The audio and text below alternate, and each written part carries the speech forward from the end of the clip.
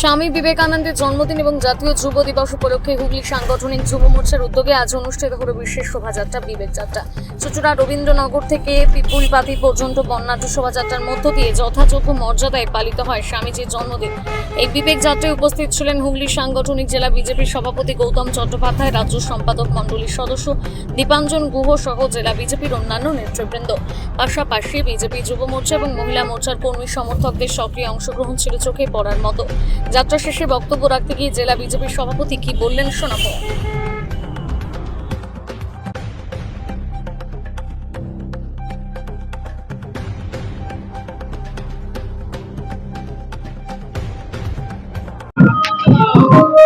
আজকে স্বামী বিবেকানন্দের শুভ জন্মদিন।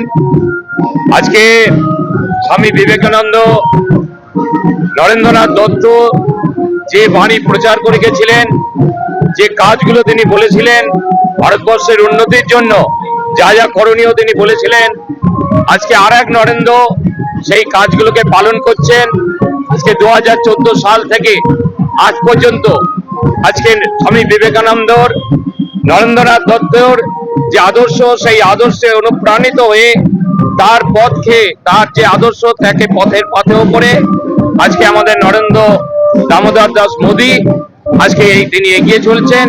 তাই জন্য আজকের এই দিনটা আমরা ভারতীয় জনতা পার্টির হুগলি সাংগঠনিক জেলার পক্ষ থেকে আমরা পালন করছি এবং মানুষের কাছে আমরা এই বার্তা দিতে যাচ্ছি যে স্বামী বিবেকানন্দের আদর্শ আমাদের পথের পাথেও হোক, আমরা আগামী দিনে যেন তার আদর্শ নিয়ে চলতে পারি। এই হুগলির মাটিতেই আসছে সেই নরেন্দ্র দামোদর দাস মোদী, এটা নিয়ে কি বলবেন?